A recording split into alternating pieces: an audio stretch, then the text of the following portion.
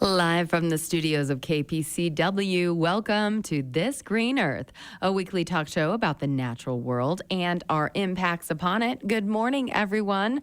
I'm Claire Wiley, and we have a great show for you today. It starts with Lo Bannerman. Now, Lo is the Summit County Food Rescue Coordinator for Wasteless Solutions and is helping build a better infrastructure around our food system to not only reduce waste, but help serve nourishment to our community. Great conversation with Lo. We'll be hearing from her first in this hour. And then we'll be talking with Denise Peterson, who is a wildlife filmmaker and founder and director of Utah Mountain Lion Conservation. Now, Peterson will be joining the program and we'll be learning more about her organization and the threats that are currently facing Utah's mountain lions. That is all coming up today on This Green Earth. So stay with us.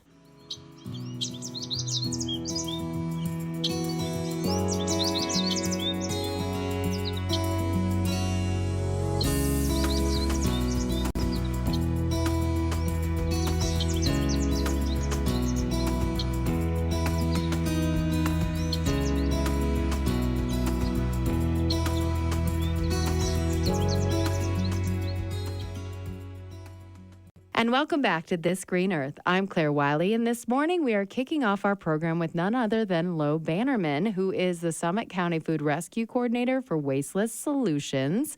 Lo is a key leader in driving Summit County's goal of reaching zero food waste by 2030. Welcome to This Green Earth, Lo. Thank you. Happy to be here. Well, I want to start out by getting the 411 on you and what led you to becoming a leader in this space. Absolutely. My background actually is in food. I'm a dietitian by trade and had a bunch of food allergies as a kid. So food has always been on my radar, not necessarily this aspect of it, but I've been in the food world since birth. And then I started my own sustainability journey and really realized how much food is involved in that. And it was alarming. I have seen a lot of perfectly delicious edible food just get tossed, and it's sad to see. And I am so grateful that Wasteless Solutions is trying to change that. So it's a Salt Lake-based nonprofit, and it's been going on there for 8 years. Though it's fairly new to Summit County. We're about a year and a half in. I'm much newer than that. And it's nice to just hit the ground running and see what we can do to help. Yeah. Now, I read that in Summit County, there's approximately 57,000 tons of food that is wasted each year. How on the mark is that number? It's honestly hard to quantify because you have so many different areas where food can be wasted. It's wasted at the manufacturing level and production. It's wasted at farms. It's wasted in households, restaurants, and everywhere in between.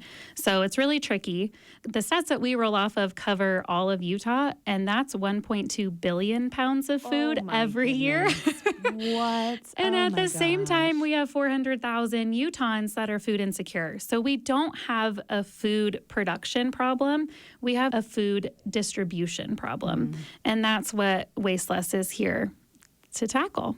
Yeah, it is understandable that it would be hard to quantify how much we are wasting, but we do know that it's too much. Completely. And there are many reasons why food waste is not only affecting the environment, but the people in our community. So can you share some of the most pressing issues that surround large amounts of wasted food? Absolutely. So it's a wasted resource, right? So much energy, so much water, time, effort goes into creating food. And then for it to be hauled across the country or through the county, however far it's going, and then make it to someone or a restaurant and then just be thrown away. Like there's so much effort and energy involved in that. And so we honor the food hierarchy. And so there's the top level is we really want food serving people, especially those who are food insecure. Then ideally we're feeding animals and then compost and truly never the landfill if we can avoid it. There's just a lot of environmental concerns when food ends up at the landfill, and on top of losing all of the energy and all of the potential that food once had, when it hits the landfill, then you're releasing methane, and it's just troublesome on many levels. I don't know how far you want to dive into that. I want to dive into that. That's what This Green Earth is all about, is what we can possibly bring to our community as far as education is concerned, whether it's things that are happening in our community that are not great for the environment, or ways in which we're doing wonderful things, or ways in which we can help our wildlife or our habitats and flora and fauna around us. So it is a big deal when we talk about methane and we talk about food waste and how it can impact a community. So let's go down that road of what it means for the environment and truly what we're doing to ourselves. Yeah, absolutely. So I think most residents in Summit County know that our landfill is filling up. And once it's full, right? And then you have to start trucking things places. So there is a big initiative to try to divert whatever can be diverted from the landfill, and food is a big part of that. Though we have two aspects of it. So there's food that's like food scraps, and it kind of is done with its usable life, or things that are moldy and just they're gone, right? And so that's great to create energy out of, and compost, fertilizer, all of that. Then we have all of this edible food that is still landing there. And one of the metrics that we always comment on is how long does it take a head of lettuce to decompose? And if it's in its natural environment, it can be weeks, right? An entire head of lettuce could totally decompose and put back its nutrients into the soil in a matter of weeks. Though if it's in a landfill, it can take up to 25 years. And so you're trapping all of those nutrients in a place where you're never going to recover them. At the same time, you are releasing methane, and you're filling a capsule that just doesn't have the space for food, usable items to go in. So it's kind of a trifecta, I guess, of problems, which is sad to see. Yeah, and not only is it coming from commercial places, but our own homes, as you said, there is a lot of food waste happening. Do you have advice for people about how we can personally cut down on our food waste, and maybe ways that we don't necessarily think of automatically, but can be effective in helping all of us out in the long run? Absolutely. The big thing is planning. Some people love meal planning, others hate it, and I totally understand. Back in my food world, that was one of my roles, was helping make feeding families even easier. And so if meal planning's not for you, then hopefully creativity is, where you can look in your fridge and just realize, oh, this and this thing can go together, and here we go. I think a big piece is having condiments or sauces that you love, and then finding ways to mix ingredients. So stir fries are often easy, quiches or casseroles, anything that you might bake, where you have a bunch of ingredients and it's not necessarily a set recipe, but it's just things that then create a meal. Those are often go-tos. On the sweeter side, smoothies are a great one. If you have fruit that's not doing so well, freeze it and or put it in a smoothie. Freeze it and save it for later, or blend it right then. So lots of options. And back to the sauce component, if you have your favorite sauce or condiment on hand, then if you have food that's ready to go, mix it together and there's a meal. Like, you can mix a protein, a veggie, and a starch and a sauce, and there you go. So trying something new, breaking the rules, and just having fun and more creativity in the kitchen. Another thing would be with veggie scraps.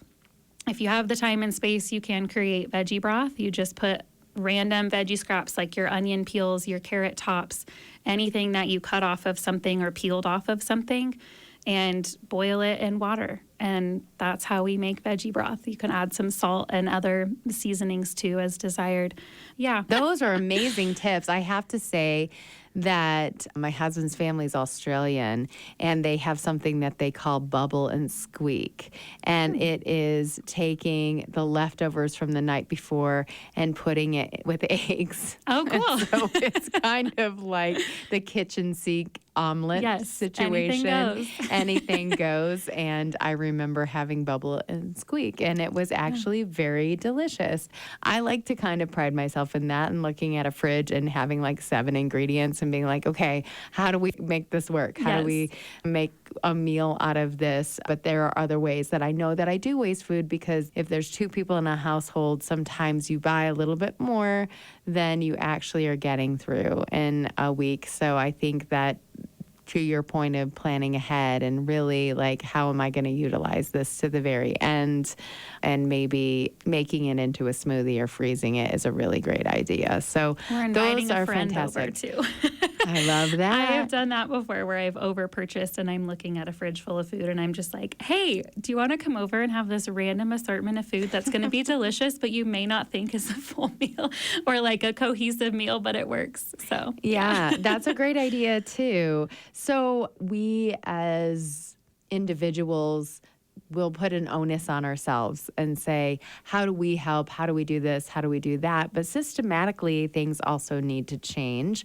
So what would you say from policy levels?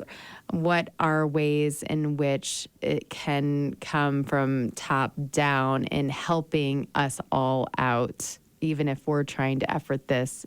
That's not going to solve the problem. Yeah. So food waste is unique, where individuals do hold a lot of power because everyone's eating and interacting with food ideally every day.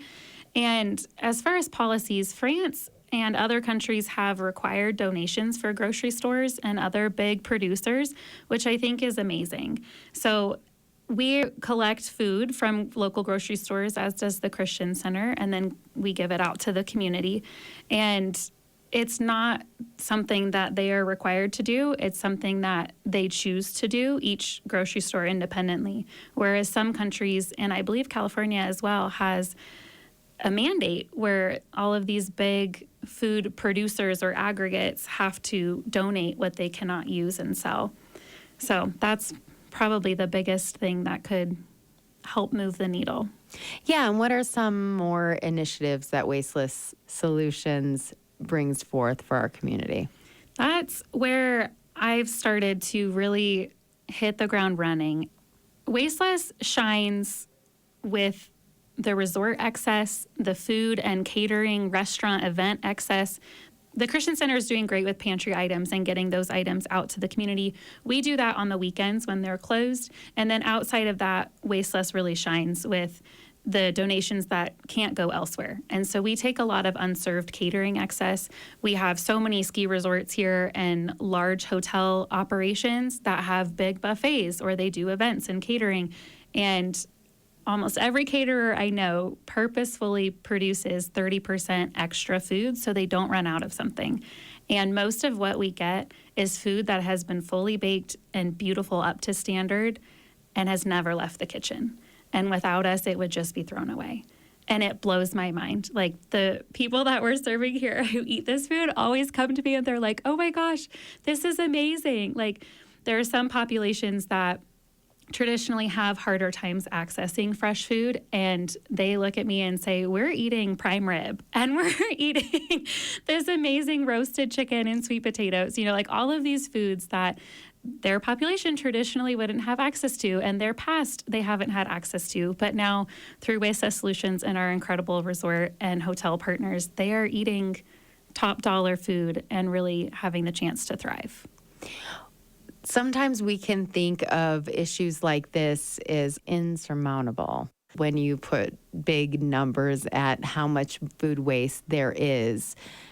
Do you think if we're all involved and we support places like Wasteless Solutions that we are going to move that needle? Like, how do you feel hopeful for our future in this food waste problem? Because it isn't unique to us here in Summit County. It isn't unique to us here in Utah. It is a global issue. So how do you think that needle is moving, and what are your hopes? I have the joy of seeing the needle move. I'm happy to say that by June of this year, we rescued more food than all of 2025. Wow. So it is growing. It is changing. We are finding new partners all the time and also finding new receiving agencies.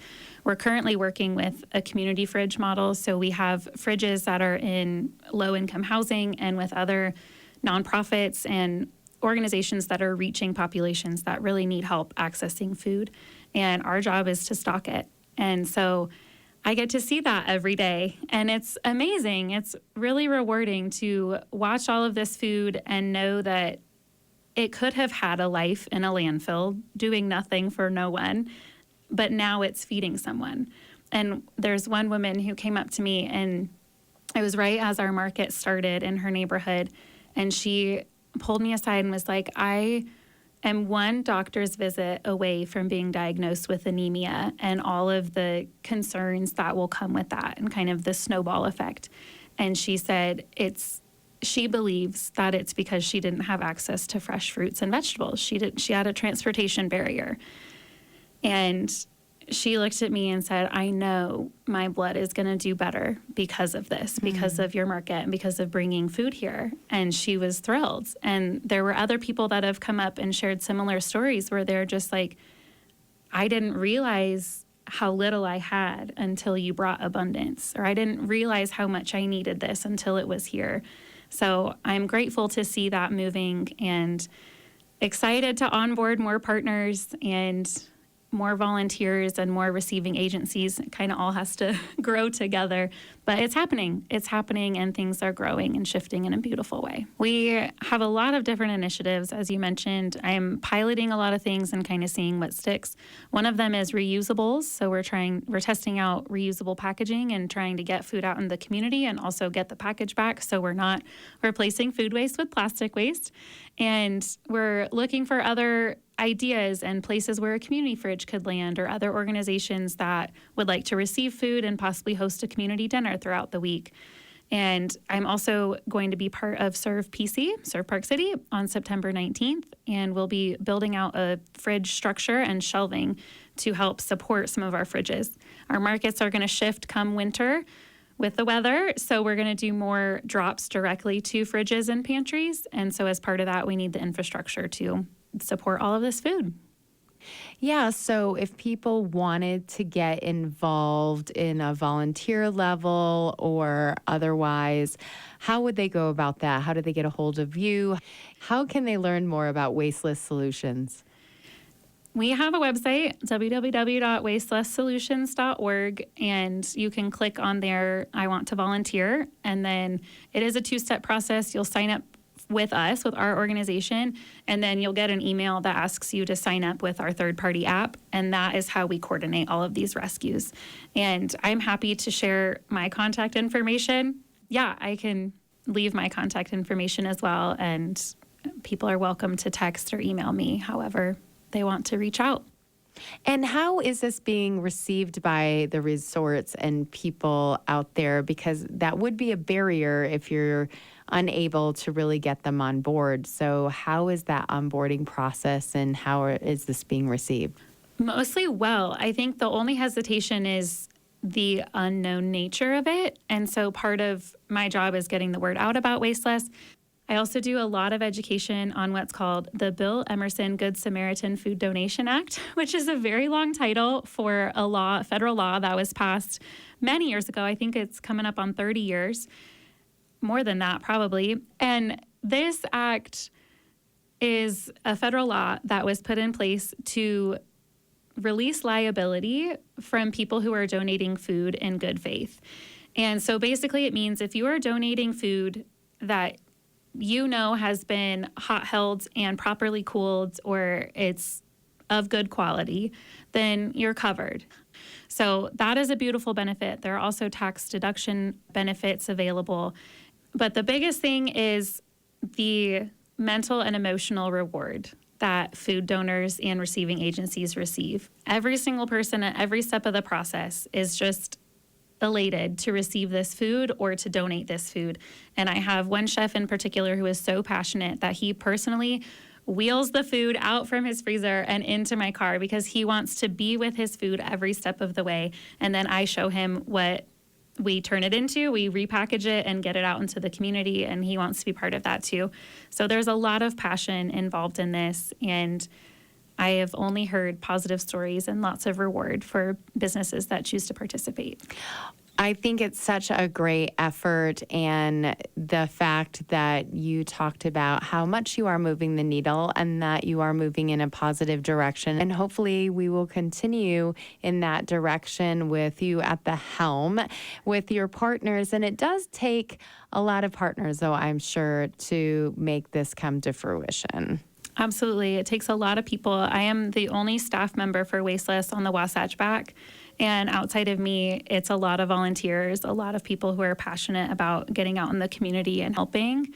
And the donors and receiving agencies too. It's like I said, it has to rise together. We can't have a surplus of one of those because then the whole thing just falls apart. Thank you so much, Lo Bannerman, who is the Summit County Food Rescue Coordinator for Wasteless Solutions. And that website again? wastelesssolutions.org. Fantastic. Well, thank you so much for coming on This Green Earth today. Thank you for having me.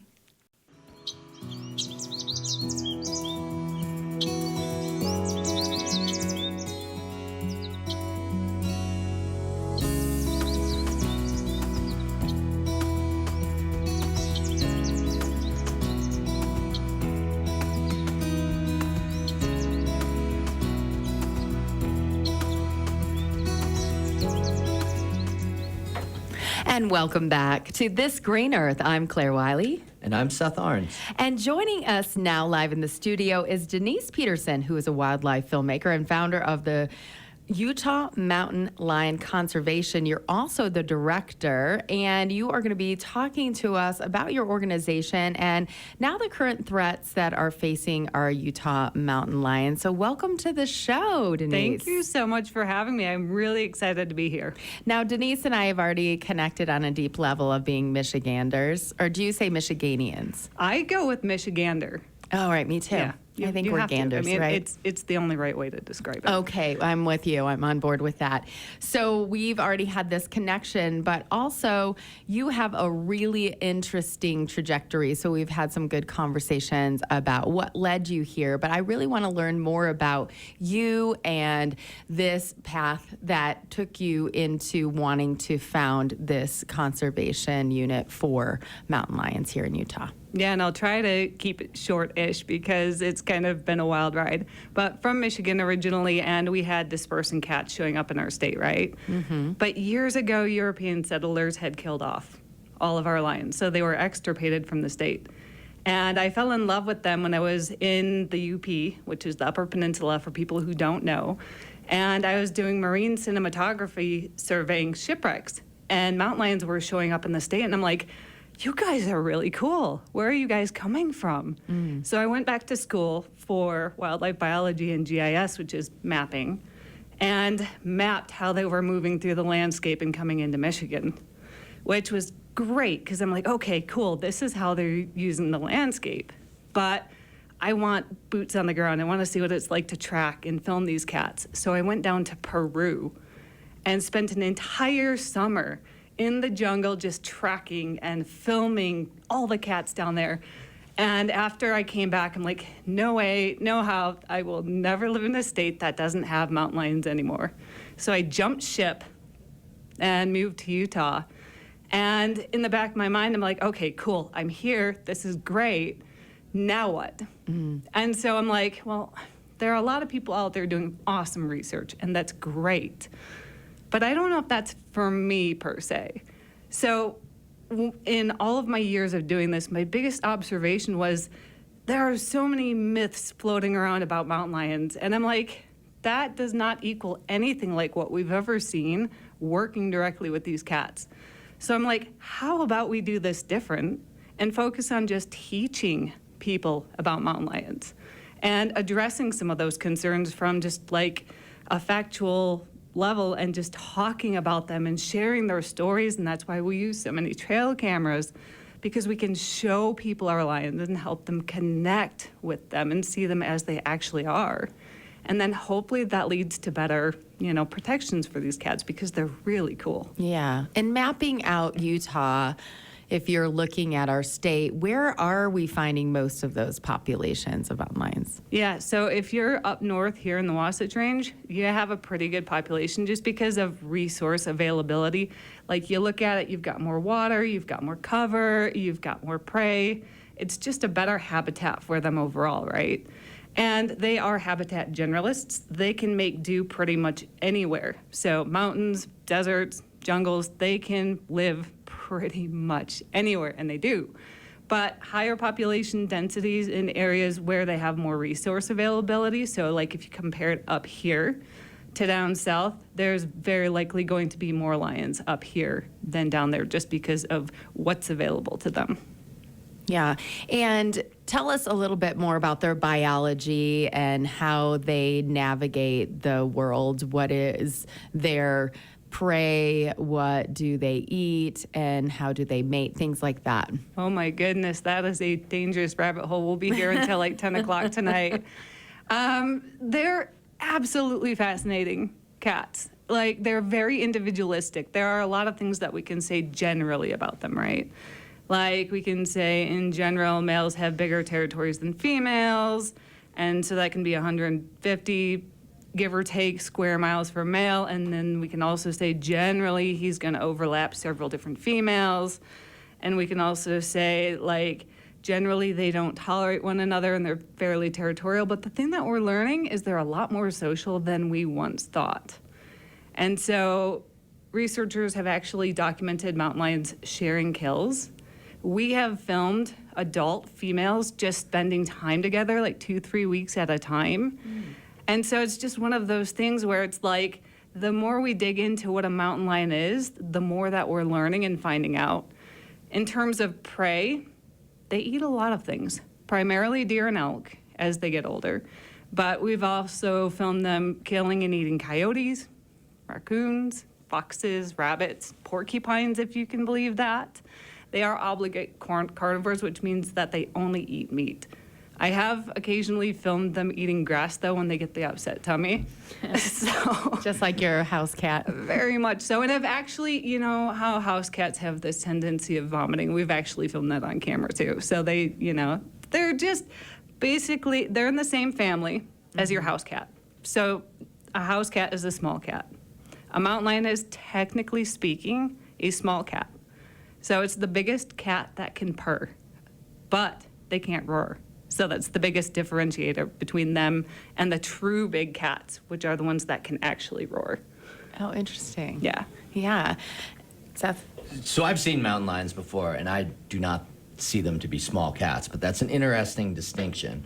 I was wondering if you could talk a little bit about sort of the history of mountain lion populations in the West. So you mentioned that they were hunted to extinction or extirpation in Michigan. I grew up in New England. Similar thing in New England. There used to be, they called them catamounts in northern New England, but it was just an eastern version of the mountain lion. Could you talk a little bit about how close mountain lions came to be being eliminated from the western United States, and then what's happened to their population since? I assume there was a low point in their population at some point in the past. Yeah, that's an absolutely wonderful question. So mountain lions actually used to range throughout most of North America. You could actually find them all the way out east. And that's just because they're so adaptable. But as European settlers came in, they saw them as competition and threats to their livestock, to deer that they wanted to hunt, things like that. And so they essentially waged war on these cats, and humans are very effective killers. And so they implemented bounties, unregulated hunting. They essentially wiped mountain lions out everywhere east of the Mississippi and throughout much of the West. And so mountain lions can get into some pretty remote places, and that's what helped them survive that onslaught. And so they took refuge in some really hard to access places. And so as people changed, as they became more aware, as they implemented protections for these cats, they had an opportunity to rebound, and that's exactly what they did. And so they've reclaimed much of their former territory throughout the West, and they're slowly expanding eastward.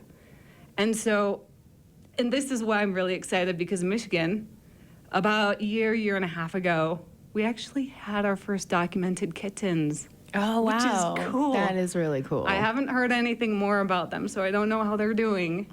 Was that in the northern bits? Yeah, it was in the UP. Yeah. And then in Minnesota, there are kittens too.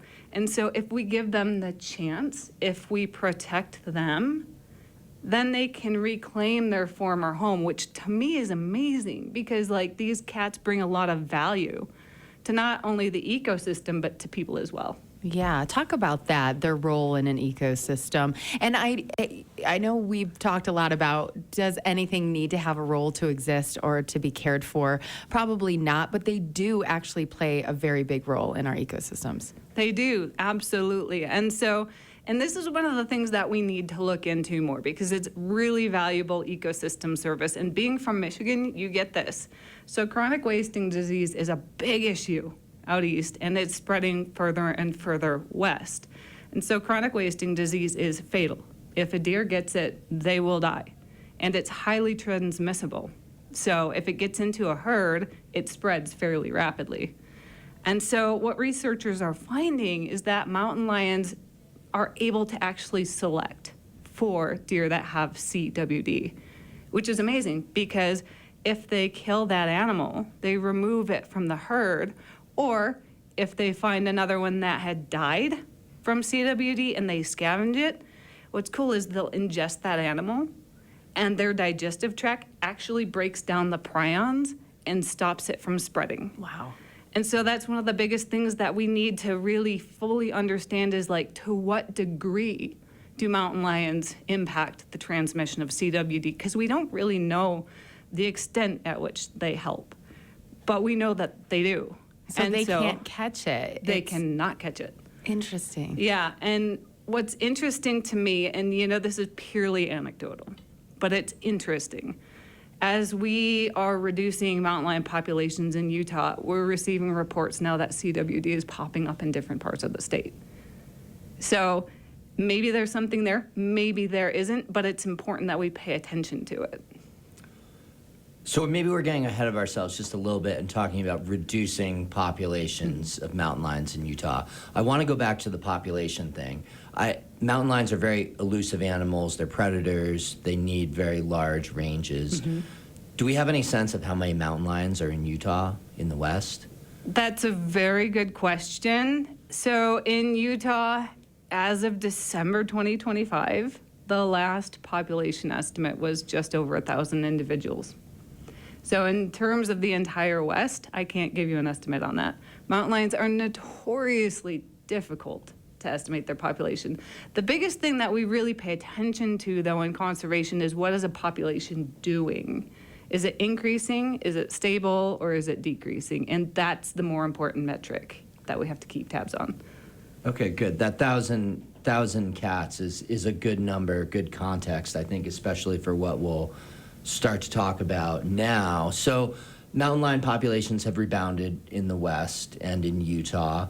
And there have been some recent, over the last couple to 5 years, changes in Utah hunting regulations that impact mountain lions.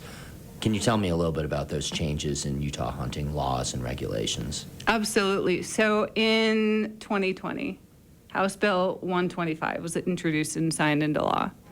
And what 125 did was it mandated that DWR increase predator harvest anytime big game numbers dip below a certain objective, right? And so what that did was it essentially opened around 60-ish% of the state to unlimited year-round hunting for mountain lions. There were still bag limits. A hunter could only take 2 cats each. And there were still permits. So that was the first change that had happened. Then in And I just want to stop you there for a second. Again, I sometimes get hung up on numbers. Yeah. So we're talking about 1,000 mountain lions in Utah.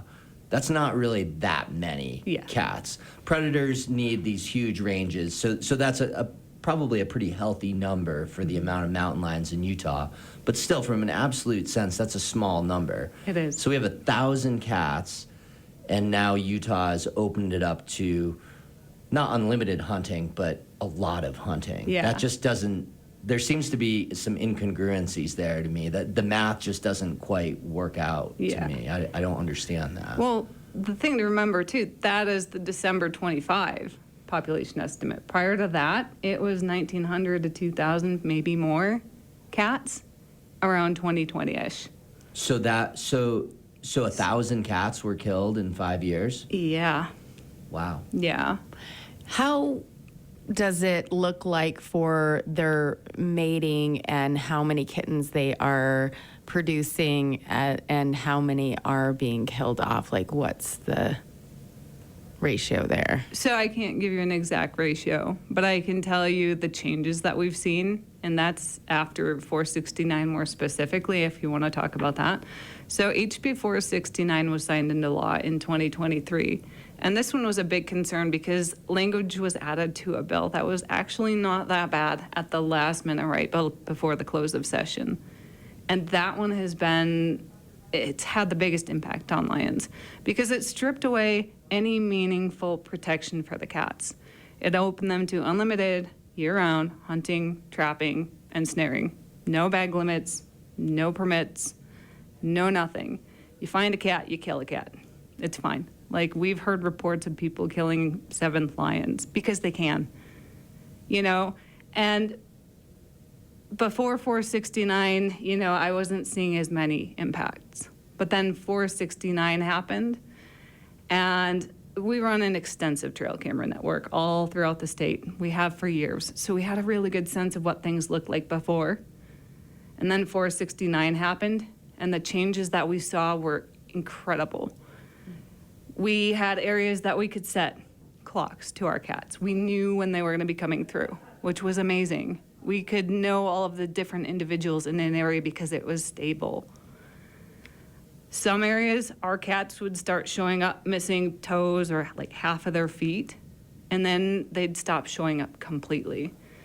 And so we saw a really dramatic decline after 469 in our lions that we were documenting personally. And we know that impacts are spreading throughout the state. We are losing lions. I mean, we're looking at a 40% minimum decrease in the number of cats, unfortunately. And the thing to remember too is they're still required to report lions that are killed, but we don't know how many lions aren't being reported. And what I mean by that is mother mountain lions will spend over 80% of their lives either pregnant or raising dependent young. And their kittens are with her for up to 2 years. So if something happens to mom and she dies and her kittens are even a year old, they probably won't make it. And so if a female is killed and she has kittens, you're not killing just one cat, you're killing 2, 3, 4. Mm-hmm. And if they don't die, let's say that they're around a year old, they get hungry, they get desperate, they don't have mom around anymore, those cats can come into conflict with people. So you have cats who now have injured paws, you have orphan kittens. We are opening the door for more conflicts with these cats, unfortunately. So I want to look at this from the prey perspective. So ostensibly the rationale behind these bills that were passed to increase mountain lion hunting wasn't because we just don't like mountain lions. Theoretically, it's because the prey populations, the deer and elk populations, were lower than expected. Mm-hmm. So you've told us a little bit about what's happened to the predator population. Dramatic decline. Sounds like perhaps half the mountain lions in the state in 2020 have now been killed. What do we know about prey populations? Have prey populations rebounded? Yeah, so that's a good question. I will have to look at exact numbers for you. Mm-hmm. I know we are starting to see a little bit of an increase in deer numbers. And so that was enough for DWR to open more deer hunting opportunities. So they actually did end up increasing the number of permits available to deer hunters, which is interesting because we haven't touched on the WRI 7707 predator removal study yet, which is an aggressive removal study in 6 units across the state where they've hired government hunters and trappers to kill every single mountain lion that they find. So moms, kittens, everything. Like, they are doing this for a minimum of 3 years in these 6 units with the goal of increasing deer populations, right? With an objective of around 405,000, I believe it is. But we have to ask ourselves, is this really a realistic objective? And is killing mountain lions the best way to actually achieve it? Especially considering that there are other factors that really impact deer survival, like drought, water and resource availability, habitat loss and fragmentation. Like, look at how much we're building into wildlife habitat, right? And then there's also disease transmission from domestic livestock, vehicle collisions. There are so many other things impacting our deer. And we have to be honest, with the amount of resources that we have available, is this number actually even realistic? So when you're talking about who has a seat at the table, whose voices do you feel like are maybe not being heard in these decisions? That's a great question. And so we see a lot of special interest groups driving what's happening here because we are a highly collaborative group. We're not anti-hunting or anything like that. We are pro-science-based management. So we are all for having sustainable limits that help preserve the stability of our lion population. And so the people that are showing up in our, at the Wildlife Board and the RAC meetings are, the houndsmen who are amazing people who actually really do care a lot about these cats, and they want to see them protected for future generations, because if we don't have cats, their tradition is gone. And there are ethical hunters who really understand the complexities of wildlife management, and those guys are actually showing up at the table too. And advocates like myself, we're all kind of collectively saying, hey, look, we don't support this. We want our wildlife to be managed properly according to science. And yet it seems to fall on deaf ears, which is really frustrating because we have world-renowned biologists who are saying this is not scientifically or ethically defensible. And so we have researchers that we work closely with that say, hey, this does not make sense. We have a lot of different groups saying, hey, this does not make sense. We don't support this. The general public, if they knew about this, everyone we talk to are like, I had no idea that was even going on. What? That's crazy. And so as more people learn about this, it's just one of those things where it's like, I hold on to hope that we can change this.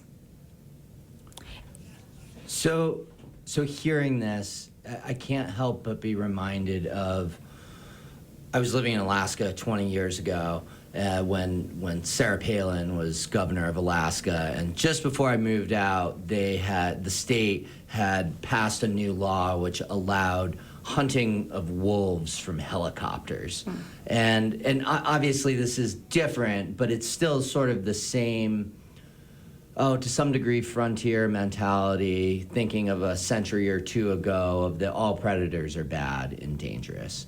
And it seems like we perhaps haven't quite moved beyond that.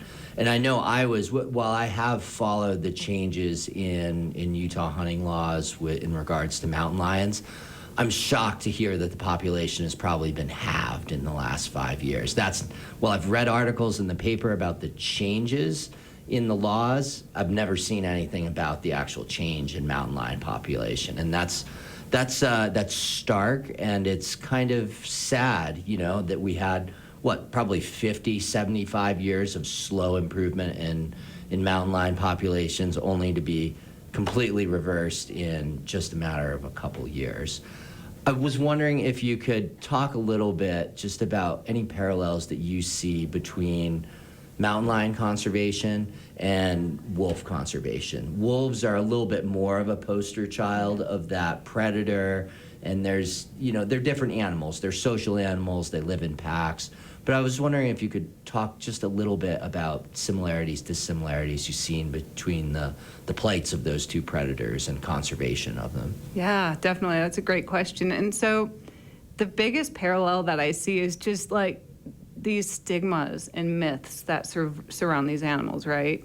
And so, for years, the narrative has always been they're scary, they're bloodthirsty, they're going to eat all the deer, or they're going to eat all the pick your animal, or, they're lurking around every corner, they pose a threat to people. And, you look at how many people are around wolves every day, you look at how many people are around lions every day. My God, the stories I could tell you. I've seen over 40 lions in the wild now And, there was one day I was sitting on a trail glassing up a cat for like 3 hours, and people were running by me and they had no idea.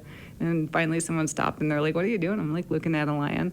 And that to me is like the thing that people don't really understand is they make great neighbors. They're around us all the time, but they're so steeped in like negative press and these stigmas and these fears that aren't actually grounded in reality.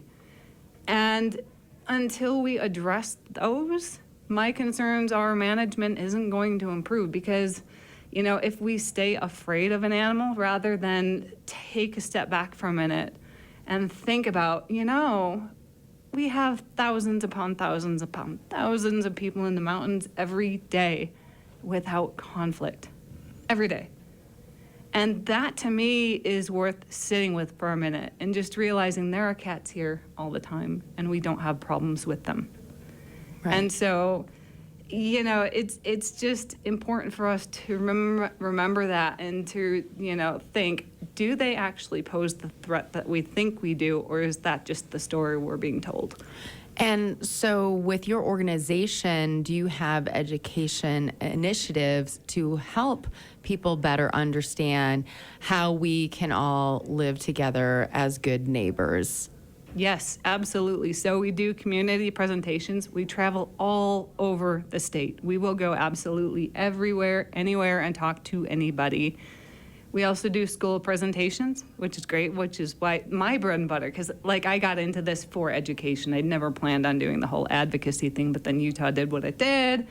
And spending that much time with cats, you have to do something, But so we have school presentations coming up. We're working on putting together curriculum for schools and just teaching the future generations about what a mountain lion is like. And so we also do group hikes. So we take people out into the field and just talk to them about cats and just share, what is a mountain lion? What do you do if you see one? What kind of sign is there? That sort of thing, to just really talk about these cats in a grounded manner and just have a pragmatic conversation and share with them the footage that we've collected over the years, the stories from all of the cats that we filmed in person over the years, and just break down those barriers. Change it from mountain lions are scary to, oh my God, we have these cats in our backyard. This is amazing. And there is a special day set aside for mountain lions or pumas, and there is a way for people to get involved. Can you share that? Yes. I'm assuming you're talking about the webinar. Yes. Which we're excited. Oh, beautiful. So International Puma Day is on August 30th. And so this week is actually Puma Week. And so we have a webinar coming up, and it's our first international webinar, and it's tomorrow, actually, at 3 p.m. Mountain Time, and it's called Pumas Across America. And we'll be there along with researchers out of Brazil and Patagonia, and we're going to be sharing all of our conservation stories and experiences from the field. And there's an opportunity to ask us questions after the webinar, so it runs for 2 hours. And you can register by going to our website at utahmountainland.org and going to our calendar, and we've got the link on there. Right. And so you do continue to travel about and educate people. What do you see as your biggest hope or positive as you continue to move through this space and try to get people to understand better about how we can live in conjunction with and a great life with mountain lions? My hopes are that we can come to a place where we instate permits. We reinstate protections for these cats. We set realistic, science-based, sustainable harvest limits for the cats. We reduce and put a cap on the number of females that can be harvested out of a population because they're very important, especially if we want our populations to recover. Mm-hmm. And I really am hopeful that people start taking steps to, prevent conflicts at home, or on the range, because there are tools that are effective in helping us coexist with these animals. And I'm just wanting to, keep going out there, working with communities, talking with people, and just sharing the stories of our cats, because we've got some exciting things coming down the pike that I can't talk about yet, but I'll share it with you guys later. We'll So, have you back. Yes, we've got exciting things coming, and I just will always hold on to hope that we can change this because we have to. Well, thank you. Denise Peterson, who is a wildlife filmmaker and founder and director of Utah Mountain Lion Conservation. Your website again? UtahMountainLion.org. And you can check that out and go and be a part of the webinar and learn more about mountain lions right here in our own state, but also as a whole. So thank you so much for being a part of This Green Earth today. Yeah, thank you so much for having me. I appreciate it.